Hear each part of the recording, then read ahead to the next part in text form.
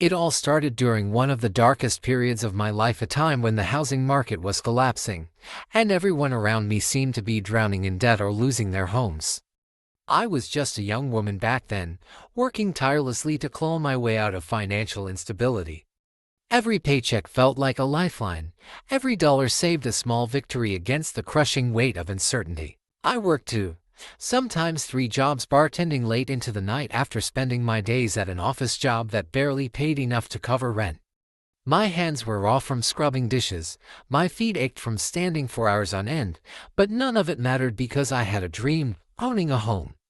Not some grand mansion, mind you, but a humble little place where I could finally feel safe, secure, and in control of my own destiny. When I finally saved up enough for a down payment, I found myself staring at what would become the first real asset I ever owned: a modest starter home with 2 bedrooms, 1 bathroom, and a tiny yard overrun with weeds. It wasn't perfect. The roof leaked, the floors creaked, and the walls needed a fresh coat of paint. But it was mine alone. No cosigner, no help from family, no handouts. Just me, grinding away day and night until I could call something my own. That house became more than just for walls and a roof. It symbolized everything I had fought for, every sacrifice I had made. For nearly a decade, I poured my heart and soul into maintaining it, fixing it up piece by piece, saving as much money as I could while dreaming of the future. Fast forward to meeting my now husband, and suddenly, life took another turn. Together, we decided it was time to upgrade, to find a bigger space where we could build our lives together. We pooled our resources, scoured listings, and eventually found a beautiful new home with room to grow. The old house, well, I couldn't bear to part with it. Call it sentimental attachment or sheer practicality, but I convinced myself it would make sense to keep it as an investment property. Maybe we'd rent it out someday, maybe use it as a backup plan if things went south. Either way, it felt comforting knowing I still had something to fall back on. But here's where the story takes a darker twist, one I never saw coming. The housing market hadn't fully recovered yet, which meant finding tenants willing to pay fair market value was next to impossible. Month after month, I tried listing the house online, only to be met with silence or lowball offers that wouldn't even cover the taxes and insurance. Meanwhile, bills kept piling up, repairs needed attention, and the pressure mounted. I began questioning whether keeping the house was worth it. Was this supposed safety net actually becoming a burden? Each passing day felt like walking a tightrope, balancing hope and despair, wondering if I'd made the right decision. And then came the phone calls, that endless stream of requests from family members who knew about the house and assumed they could benefit from it. At first, it was harmless enough. Hey, do you think we could store some boxes there? Or mind if we crash for a weekend? But soon, those casual inquiries turned into something far more sinister. One relative hinted they might need a place to stay temporarily, while another suggested I should let them live there rent-free since family helps family. Each conversation left me feeling cornered, like I was being backed into a trap I didn't know how to escape. The stress of it all became unbearable.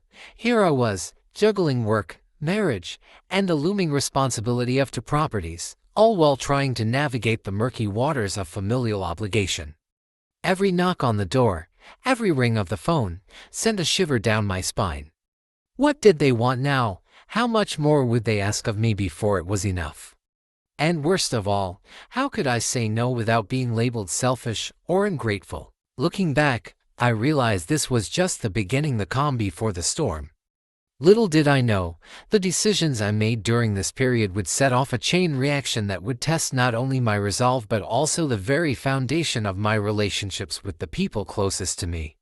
The house, once a symbol of triumph, was slowly transforming into something else entirely: a battleground, a source of conflict, and ultimately, a mirror reflecting the complexities of love, loyalty, and ownership. After the housing market crash, I thought my parents had finally found some stability. They were living in a small rental unit, scraping by on my dad's meager retirement and whatever odd jobs he could still manage despite his failing health. But beneath the surface, their situation was far more precarious than I realized. The foreclosure on their previous home hadn't just left them without a place to live, it had buried them under an avalanche of debt. Banks were hounding them for missed payments, creditors calling at all hours, and every conversation with them seemed to revolve around money, or rather, the lack of it. At first, they hinted subtly about needing a break. My mom would casually mention how tired she was of moving from one cramped apartment to another, always at the mercy of landlords who didn't care if her knees ached or that my dad couldn't climb stairs easily anymore. Then came the outright requests, phone calls late at night when they knew I'd be home, guilt-laden messages begging me to let them move into my house, not as tenants paying rent, but as permanent residents living there for free. Free, as if I owed them this because, well, according to them, I owed them everything. "You wouldn't even have that house if it weren't for us," my mom said during one particularly heated phone call. Her voice was sharp, cutting through the line like a knife. "We raised you, supported you, sacrificed so much for you. And now you can't even give your own parents a roof over their heads. What kind of daughter are you?" I clenched the phone tighter, my knuckles white. This wasn't new territory for her. Guilt trips were her specialty, but this time felt different. This time, she wasn't just asking for help, she was demanding it, framing it as repayment for years of raising me. Every word out of her mouth dripped with manipulation, designed to make me feel like I was betraying not just them, but the very foundation of our family bond. She brought up memories I'd long forgotten, the times she stayed up late sewing costumes for school plays, the birthday cakes she baked from scratch, the summer vacations we took in a beat-up car because they couldn't afford anything fancier. Each memory was weaponized, twisted into evidence of my supposed ingratitude. And then there was my dad, silent as ever. When I tried to explain to him why letting them live rent-free wasn't feasible, he simply sighed and said, "Your mom's just stressed. Maybe you should hear her out." His passive support infuriated me almost as much as her accusations. Did he not understand what this house meant to me? Did he not see how hard I'd worked to keep it afloat while juggling two jobs and barely sleeping? Or was he too afraid to stand up to her, too conditioned to let her run the show? The pressure mounted with each passing day. Their calls became relentless, sometimes multiple times a day. My mom would alternate between pleading and berating, her tone shifting depending on what she thought would work best. One moment, she'd sob uncontrollably, saying things like, "After everything we've done for you, this is how you repay us." The next, she'd lash out angrily, accusing me of being selfish, greedy, and grateful. It was exhausting, like being caught in a storm with no end in sight. What made it worse was the way she framed the issue. To her, this wasn't about financial necessity, it was about justice. Justice for all the sacrifices they'd supposedly made on my behalf. Never mind that I'd bought the house entirely on my own, paid off the mortgage through sheer determination, and kept it maintained without ever asking for their help. In her mind, none of that mattered. All that mattered was that I was their child, and therefore, I owed them. One evening, after yet another marathon phone call, I sat on the edge of my bed, staring at the wall. My husband walked in, concern etched across his face. "Are you okay?" he asked softly. I shook my head, tears threatening to spill over. "They're acting like I'm the villain here. Like I'm some heartless monster who doesn't care about her own parents." He sat down beside me, pulling me close. "You're not the villain," he said firmly. "You worked your ass off for that house. You don't owe them anything, not like this." But deep down, I wondered if he was right. Was I being too harsh, too cold? My mom's words echoed in my head, gnawing at me. Had I really forgotten everything they'd done for me? Was I truly that ungrateful? No, I forced myself to focus. This wasn't about gratitude, it was about boundaries. Letting them live there for free wouldn't solve their problems, it would only create new ones. They'd expect more, demand more, until eventually, I'd lose control of my own life. I couldn't let that happen, not again. Still, the guilt lingered, a heavy weight pressing down on my chest. Every time I hung up on one of their calls, I felt a pang of remorse. Every time I refused their demands, I questioned whether I was doing the right thing. But beneath the doubt, something else stirred, a flicker of resolve. For the first time, I realized that standing up to them didn't make me ungrateful. It made me strong. After weeks of relentless phone calls and guilt trips, I finally gave in, not because I thought it was the right thing to do, but because their constant pressure had worn me down. My mom framed it as a temporary solution, her voice dripping with reassurance. "We'll just stay until we get back on our feet." Temporary, of course, meant indefinite in her mind. Against my better judgment, I agreed to let them move into the house under one condition: they would sign a formal lease agreement. It wasn't charity, it was business, or so I told myself. The day they moved in felt surreal. Boxes upon boxes piled high in the living room, each one filled with remnants of their chaotic past: photos, old furniture, knickknacks that seemed more like anchors than treasures. My dad shuffled around quietly, avoiding eye contact, while my mom took charge, already rearranging things to suit her liking. She acted like she belonged there, like this was some triumphant homecoming instead of a reluctant compromise on my part. Watching her march through the house, barking orders about where to put what, I couldn't shake the feeling that I'd made a grave mistake. At first, everything seemed manageable, or at least tolerable. They paid the agreed-upon rent, albeit begrudgingly, and kept mostly to themselves. But soon, subtle signs began to emerge that this arrangement wasn't going to be as straightforward as I'd hoped.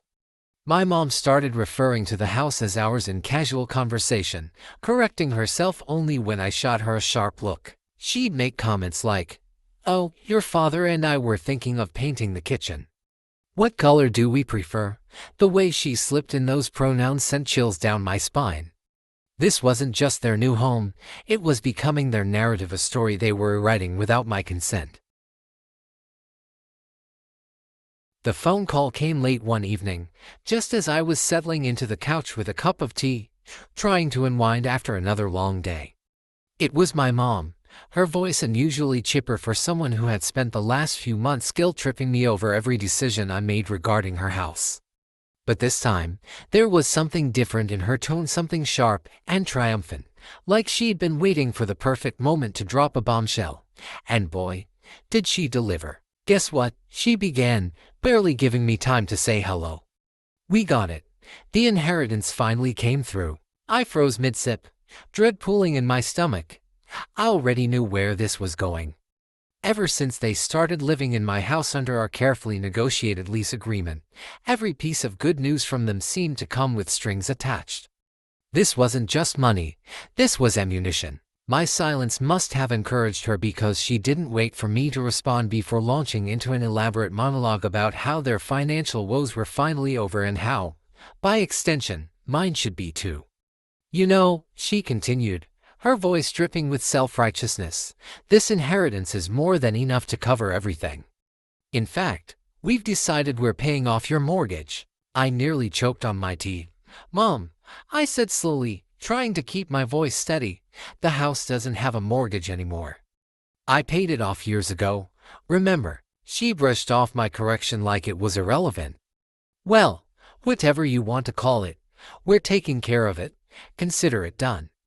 We've already talked to a lawyer about setting aside part of the inheritance to prepay several years' worth of rent upfront. That way, you won't have to worry about us being a burden anymore." Her words hit me like a freight train. Prepaying rent? Sure, that sounded reasonable, at least on paper.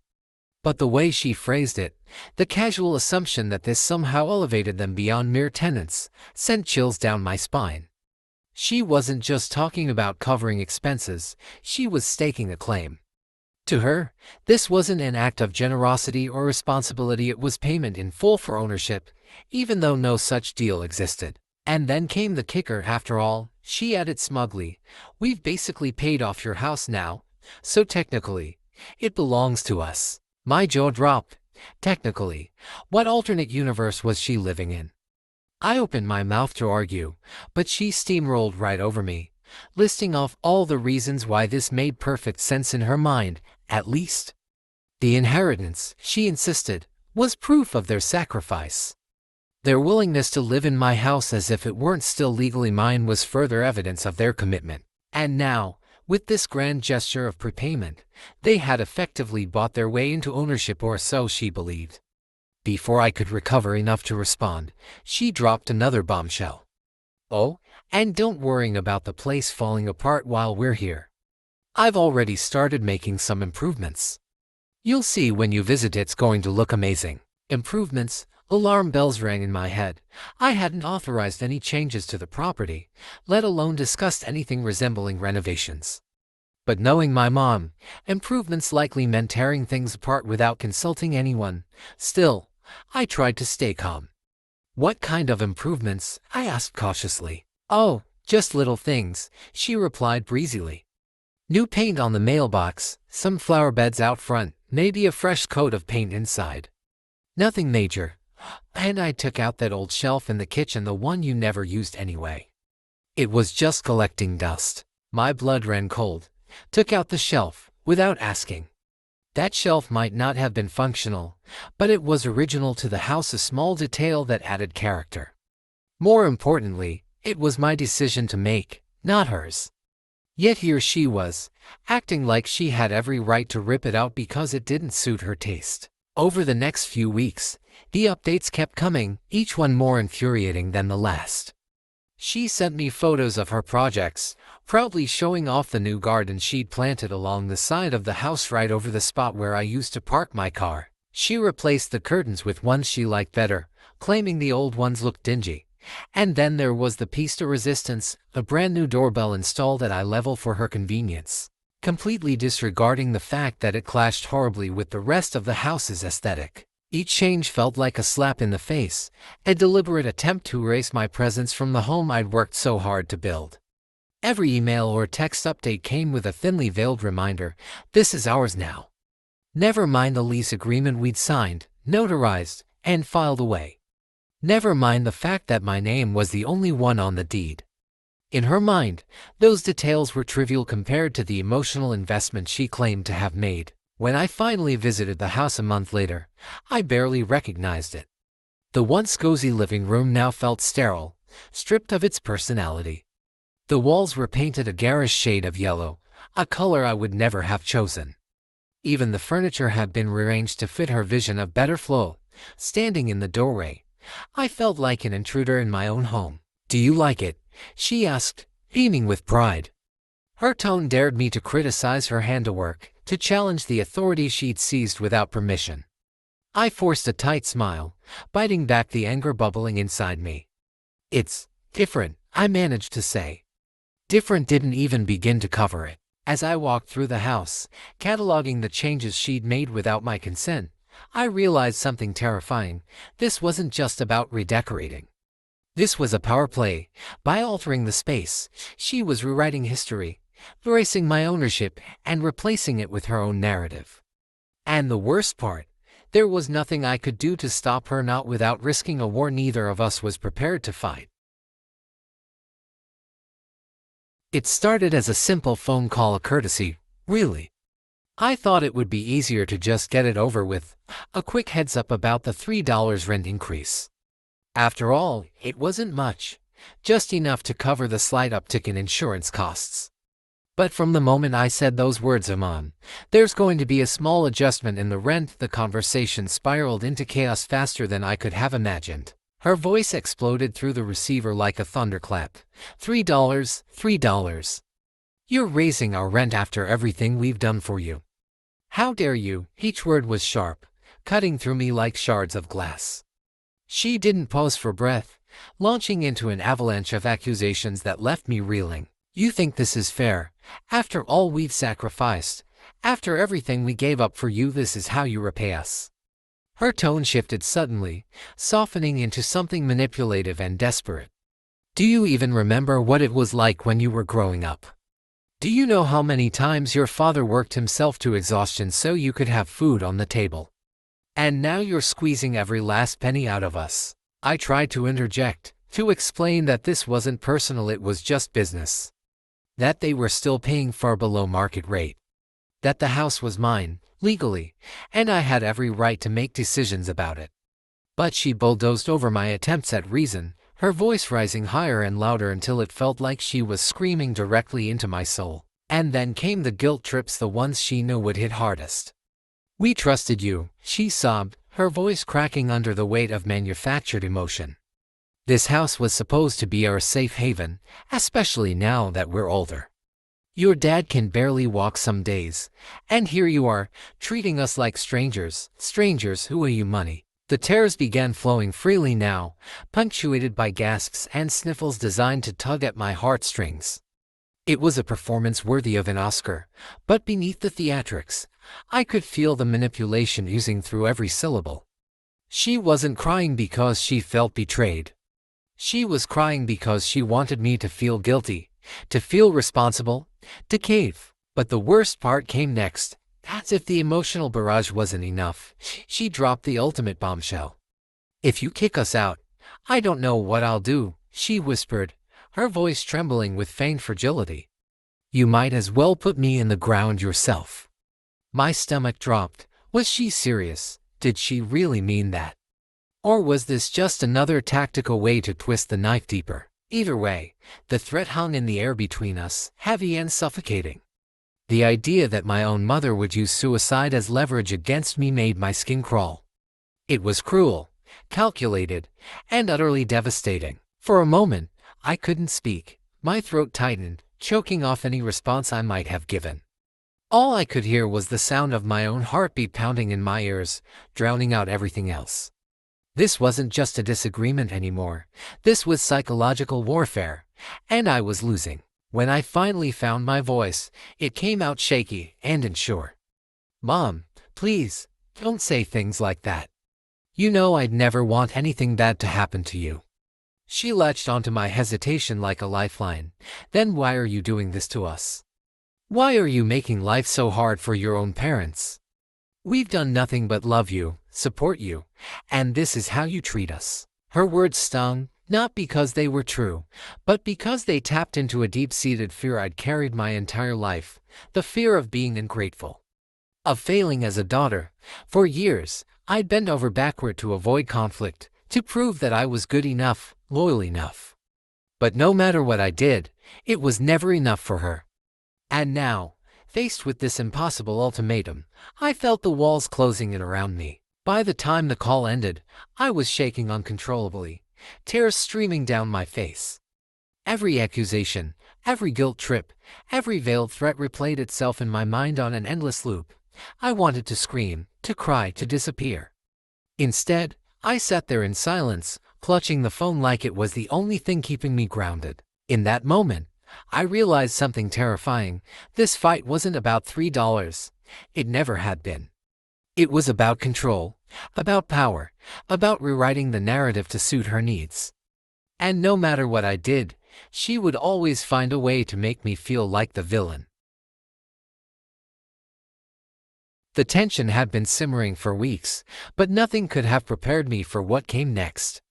One evening, as I walked into the house after a long day at work, my mom greeted me with an air of triumph that immediately set off alarm bells in my head. She was standing in the living room, clutching a thick stack of papers like it was exhibit A in some high-stakes legal drama.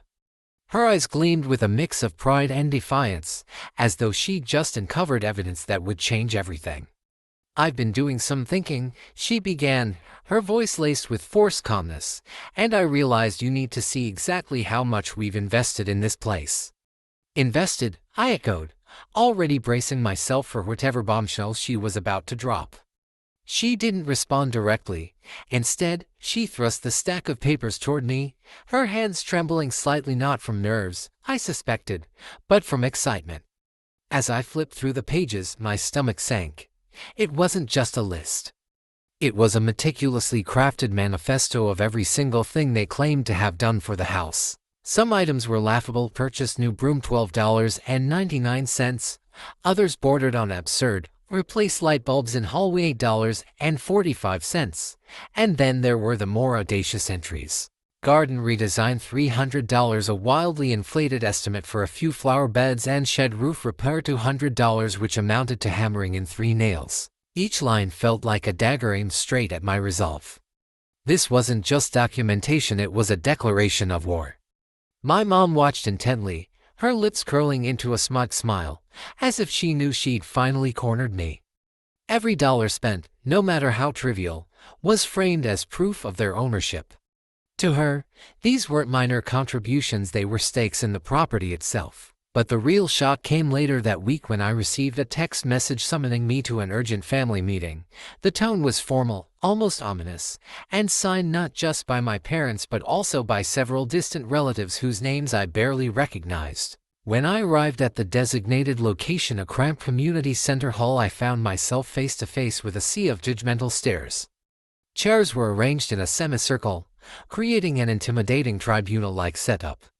My parents sat front and center, flanked by uncles, aunts, cousins, and even a few elderly neighbors who looked like they'd been dragged into this circus purely for moral support. "This isn't personal," my mom announced dramatically as soon as everyone settled in, though her tone suggested otherwise.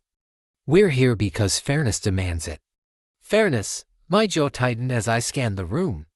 These people, most of whom hadn't spoken to me in years, were now being asked to weigh in on a dispute they knew nothing about. Their presence wasn't about seeking justice. It was about isolating me, making me feel outnumbered and powerless. My mom took charge of the proceedings, pacing back and forth like a prosecutor presenting her case. She held up the infamous list of improvements, reading each item aloud with exaggerated emphasis. "The garden alone cost us hundreds," she declared, pointing to the sparse patch of flowers outside. "And let's not forget the shed repairs. Without those, the entire structure might have collapsed." A murmur of agreement rippled through the crowd, fueled by nods and murmurs of sympathy.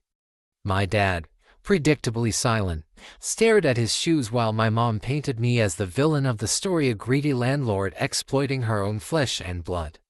One cousin chimed in with a question so loaded it made my skin crawl. "Why can't you just give them partial ownership?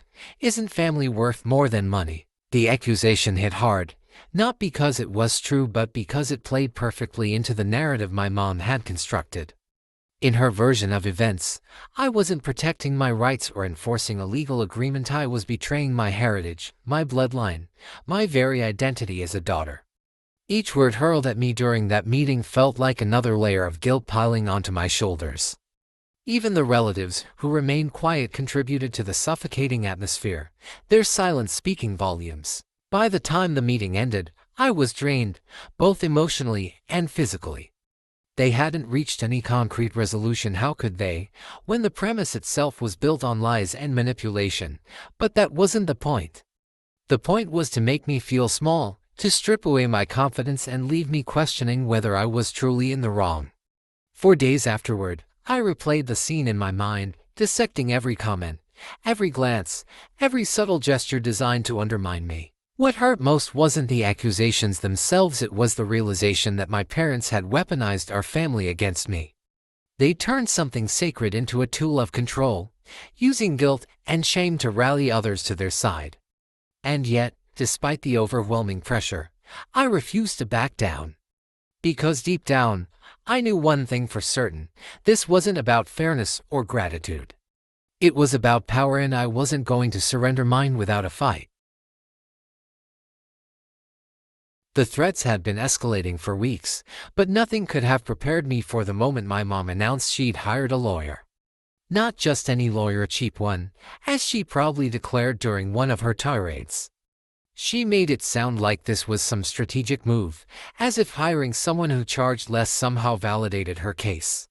"He knows his stuff," she said smugly over the phone, her tone dripping with confidence. "You'll see. A judge will understand what you've done to us." Her words hit me like a punch to the gut. Did she really think a court would side with her? Had she convinced herself so thoroughly that she actually believed this farce could work? I stared at the lease agreement sitting on my desk, the same document we'd signed, notarized, and filed away years ago. It was ironclad. There was no loophole, no gray area, no legal basis for her claims.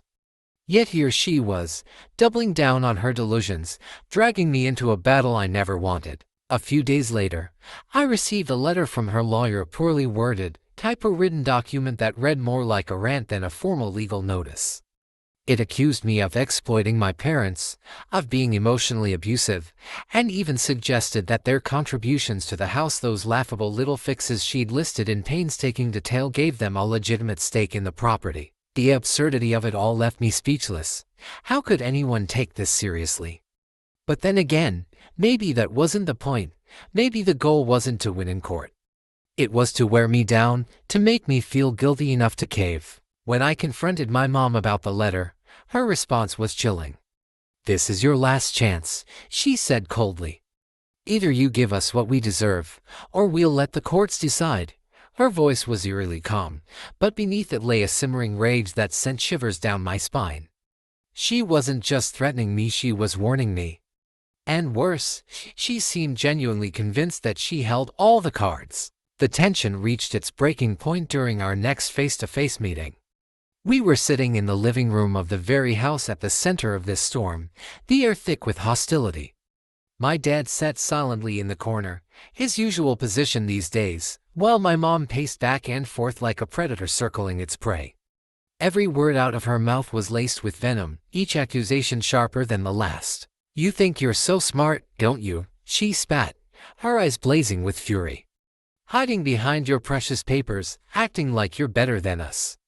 Well, let me tell you something, you're not fooling anyone." I tried to stay composed, reminding myself that her anger was rooted in desperation, not reason. But it was hard to keep my cool when every sentence felt like an attack on my integrity. "Mom," I said firmly, "you know as well as I do that this isn't about feelings. This is about facts. You signed a lease. You agreed to the terms. None of this changes that." Her reaction was instantaneous and explosive. With a force that startled even me, she slammed her hand down on the coffee table, causing the cups and coasters to rattle violently. "Don't you dare talk to me about facts," she screamed, her face flushed red with indignation. "You've treated us like garbage, like we're nothing to you. After everything we've done for you, this is how you repay us?" For a moment, I thought she might physically lash out. Her chest heaved with labored breaths, her fists clenched tightly at her sides. Then came the words that froze me in place. "You'll regret this for the rest of your life. Mark my words, you'll look back on this day and wish you'd never crossed me." The room fell silent except for the sound of her heavy breathing. Even my dad looked shaken, though he quickly averted his gaze, unwilling or unable to intervene. I felt a lump rise in my throat, but I refused to let her see me crack. Instead, I met her glare head-on, my voice steady despite the turmoil swirling inside me. "I'm sorry you feel that way, Mom, but this isn't personal. It's business, and if you want to take this to court, then fine. Let's see what happens." Her jaw tightened, and for a fleeting second, I thought she might back down. But instead, she leaned in closer, her eyes narrowing into slits. "You haven't seen the last of this," she hissed. "Not by a long shot." As I walked out of the house that evening, I couldn't shake the feeling that I'd just stepped onto a battlefield I hadn't fully prepared for. The war wasn't over, it was only beginning. And as much as I hated to admit it, part of me wondered if I'd underestimated just how far she was willing to go. As the storm between me and my mom raged on, there was one person whose silence cut deeper than any accusation: my dad. He wasn't just passive, he was complicit in his own quiet way. Every time I tried to explain my side of things, the legalities, the lease agreement, the simple fact that this was my house, he would either look away or mumble something vague like, "Your mom's just stressed." It was infuriating. How could he sit there, knowing full well I was right, and yet refuse to stand up for me? At first, I told myself it was fear. My mom had always been the dominant force in their marriage, the one who made decisions with an iron fist while my dad nodded along obediently. But as the days turned into weeks, his silence began to feel less like cowardice and more like betrayal. Here I was, fighting not only for my property but also for some semblance of fairness, and the man who had raised me couldn't even muster the courage to say, "She's right." Instead, he let her accusations fly unchecked, her guilt trips land unchallenged, her manipulations twist reality without so much as a word of dissent from him. The breaking point came during one particularly heated argument at the dinner table. My mom was in full swing, ranting about how I was treating them like strangers, how they deserved better after everything they'd done for me. She slammed her hand on the table for emphasis, her voice rising with each sentence. And where was my dad through all of this, sitting quietly, picking at his food, avoiding eye contact like a child caught in the crossfire? When she finally paused to take a breath, I turned to him, desperation clawing at my throat. "Dad," I said, my voice trembling, "you know I'm right, don't you? You know this is my house, legally. Why won't you say something?" He froze, fork halfway to his mouth, his eyes darting nervously between me and my mom. For a moment, I thought he might actually speak up, might finally acknowledge the truth. But then my mom interjected, her tone sharp and dismissive. "Oh, stop putting pressure on your father. He doesn't need to get involved in our business." And just like that, he retreated back into his shell, shrinking further into his seat. The message was clear. He wasn't going to risk angering her, not even for his own daughter. That night, as I lay in bed replaying the scene over and over in my mind, I felt a deep ache settle in my chest. It wasn't just frustration or anger, it was hurt. Betrayal. The man who had taught me how to ride a bike, who had cheered me on at school plays, who had promised to always protect me, had chosen to stay silent when I needed him most. A few days later, my phone buzzed with an incoming call. It was my dad. My heart sank as I answered, bracing myself for another round of excuses or half-hearted attempts at peacemaking. But instead of the usual placating tone, his voice was low, almost hesitant. I wanted to talk to you," he began, his words stumbling out awkwardly. "About everything that's been happening." I gripped the phone tighter, unsure of what to expect. "Okay," I said cautiously. "What about it?" There was a long pause on the other end, filled with the sound of his labored breathing. Finally, he spoke, his voice heavy with regret. "I know you're right, sweetheart, about the house, about everything. Your mom, she can be difficult, overwhelming, sometimes. And I should have said something sooner, but His voice trailed off, leaving the sentence unfinished. I waited, my pulse quickening. This was the first time he'd ever admitted even indirectly that my mom's behavior was unreasonable. That she wasn't always fair, that maybe, just maybe, I wasn't the villain in this story. "I feel terrible," he continued, his voice cracking slightly, "seeing how hard this has been for you. I hate that I haven't been able to do more, but your mom, she's just so strong-willed, so determined. I don't know how to stand up to her without making things worse." His confession hit me like a punch to the gut. Part of me wanted to scream, to demand why he hadn't tried harder, why he had let her bulldoze over both of us for so long. But another part of me understood perhaps too well. My mom had always been the driving force in their relationship, the one who set the rules and enforced them with unwavering resolve. Standing up to her wasn't just difficult, it was dangerous. Still, hearing him admit his powerlessness stung more than I cared to admit. "I'm sorry," he said softly, his voice thick with emotion. "I wish I could fix this for you. For all of us, but I don't know how." For a moment, I didn't know what to say. His apology was genuine, raw, and painfully honest, but it didn't change anything. No matter how sorry he felt, no matter how guilty he sounded, the fact remained that he had failed me. Failed to support me when I needed him most, failed to stand up for what was right, even if it meant risking conflict with my mom. "I appreciate you calling," I said finally, my voice steady despite the turmoil inside me. "But Dad, you can't keep letting her run roughshod over everyone." "Not forever," he sighed deeply, the weight of his own guilt evident in every syllable. "I know," he murmured. "Believe me, I know." We ended the call shortly after, neither of us saying much else.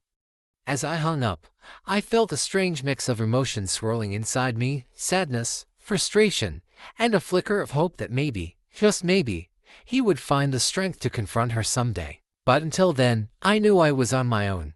The rift between us, a crack widened by years of silence and submission, felt impossible to mend. And as much as it pained me to admit, I realized that my dad's inability to stand up to my mom wasn't just a reflection of his weakness. It was a reminder of how far gone our family dynamics truly were.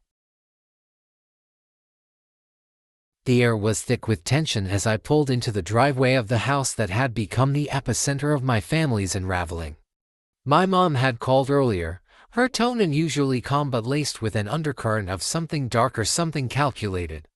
"We need to settle this once and for all," she'd said, her voice clipped. She didn't elaborate, but I knew better than to expect anything less than a full-blown confrontation. Still, nothing could have prepared me for what awaited inside. When I walked through the door, the scene struck me like a punch to the gut. My mom stood in the middle of the living room, flanked by my dad, who looked more defeated than ever. Between them sat a large suitcase, an ominous presence that seemed to pulse with unspoken threats. As soon as I stepped closer, my mom opened it with a flourish, revealing its contents: stacks of old photographs, yellowed letters, and faded receipts. Each item was carefully arranged, almost ceremonially, as if she were presenting evidence in a courtroom drama. "Look at these," she began, her voice trembling not from sadness, but from indignation. "Do you see this picture? This is you when you were 5 years old. Do you remember how hard we worked to give you everything? How your father nearly killed himself working those long hours so you could have clothes on your back and food on the table?" She thrust a photograph toward me, her hands shaking slightly. It was an image of me as a child, sitting on a swing set at a park.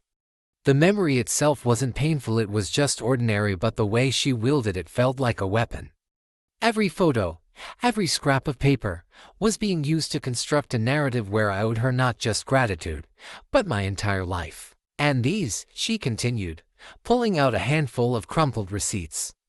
"These are proof of everything we've done for this house. The paint we bought, the plants we planted, the repairs we made, all of it. You think any of this would be here without us?" Her voice rose with each sentence, growing louder and more hysterical.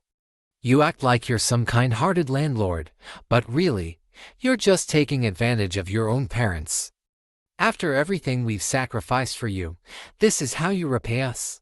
I wanted to scream, to rip the papers out of her hands and throw them across the room. But instead, I stood frozen, staring at the chaos spilling out of that suitcase. Each item felt like another brick added to the wall she'd been building between us, a wall made of guilt, manipulation, and misplaced entitlement. My dad, predictably silent, shifted uncomfortably in his seat.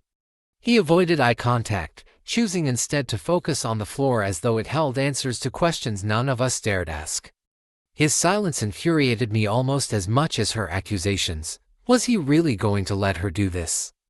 Let her twist memories and moments into tools of control? But then came the breaking point, the moment when the dam inside me finally burst.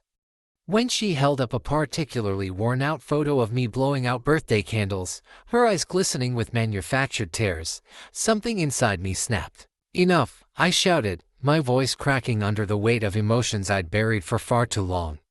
Tears streamed down my face as I took a step forward, my fists clenched at my sides. "I've sacrificed enough for you. All my life, I've tried to make you happy, to be the daughter you wanted me to be. But this is my house, it's mine, and you can't keep using me like this." The room fell silent except for the sound of my ragged breathing. My mom froze mid-gesture, her mouth hanging open in shock. For the first time in years, I saw uncertainty flicker across her face, a crack in the armor of her self-righteousness. But it wasn't enough to undo the damage she'd caused. "You talk about sacrifice," I continued, my voice softer now but no less fierce. "What about me?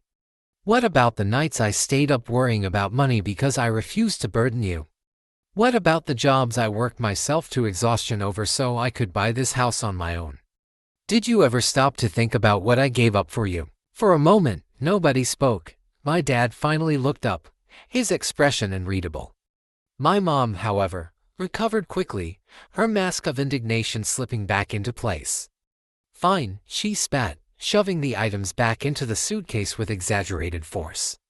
"If that's how you feel, then maybe we don't belong here." Her words stung, but not because they carried truth. They were hollow, designed to wound rather than heal. I didn't respond. Instead, I turned and walked out of the house, leaving behind the storm I couldn't weather anymore. As I drove away, tears blurring my vision, I realized something profound. I had fought back. For the first time, I had stood my ground. And though the battle wasn't over, I knew I'd reclaimed a piece of myself that day. The tension in the air was palpable as I walked into the house one afternoon, weeks after our final confrontation. My parents had reluctantly agreed to pay the increased rent, those $3 measly that had sparked a war neither of us could have anticipated. But their compliance came at a cost, an icy silence that hung between us like a storm cloud, heavy and suffocating. Every interaction felt forced, every glance loaded with unspoken resentment. It wasn't just indifference, it was hostility masked as begrudging acceptance. At first, the changes were subtle, a cracked tile here, a broken light fixture there. I told myself it might be coincidence, wear and tear from years of use, but then things escalated. One day, I discovered deep scratches gouged into the wooden floor of the living room, as though someone had dragged furniture across it deliberately. Another time, the faucet in the kitchen leaked uncontrollably, its handle twisted so tightly it seemed impossible to fix without replacing the entire unit.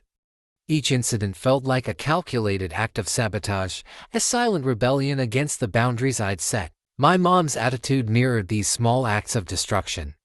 She no longer greeted me when I visited, choosing instead to retreat to her room or ignore me altogether. Her cold shoulder was unbearable, but what truly cut deep was the message she sent late one night, a text that arrived like a dagger through my phone screen. "I will never forgive you for this." The words echoed in my mind long after I read them, each syllable dripping with venom. Never forgive me. For enforcing a lease agreement, for standing up for myself. The sheer audacity of her accusation left me reeling. Sleep became elusive. Nights stretched endlessly as I lay awake replaying every argument, every accusation, every moment of betrayal. Was I wrong to hold firm, to demand fairness? Or was I simply protecting what was rightfully mine? The questions swirled in my head like a hurricane, leaving me exhausted and anxious. Even during the day, I couldn't shake the feeling that something worse was coming, that this fragile truce was merely a prelude to another battle. But amidst the chaos, clarity began to emerge. This ordeal had taught me lessons I couldn't afford to forget. First, I learned the importance of setting and maintaining boundaries, even when it meant facing backlash from those closest to me. Growing up, I'd always prioritized harmony over honesty, sacrificing my own needs to keep the peace. But this experience showed me that avoiding conflict doesn't solve problems, it only postpones them, often making them worse. By standing my ground, I reclaimed not just my property, but also my self-respect. Second, I realized how easily guilt can be weaponized, especially within families. My mom's tactics weren't unique. They were classic manipulation strategies designed to exploit my sense of duty and obligation. She knew exactly which buttons to push, which memories to dredge up, to make me question my decisions. And while her words stung, they ultimately revealed more about her than they did about me. Her inability to respect boundaries stemmed not from love, but from entitlement and expectation that I owed her everything, regardless of the cost to me. Finally, I understood the value of preparation and documentation. If I hadn't insisted on a formal lease agreement notarized and legally binding, I would have been defenseless against her claims. That piece of paper didn't just protect my rights. It gave me the confidence to stand firm when emotions ran high. It reminded me that facts matter more than feelings, especially in situations where relationships are strained. Despite these insights, the emotional toll lingered.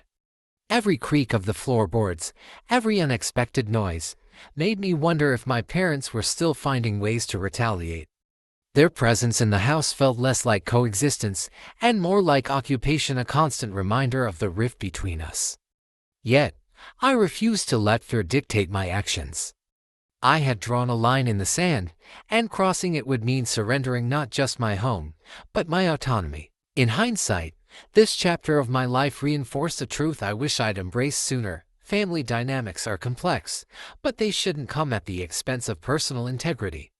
Love shouldn't require martyrdom, and sacrifice shouldn't mean losing yourself in the process. While reconciliation may remain elusive, I take solace in knowing I acted with fairness and resolve.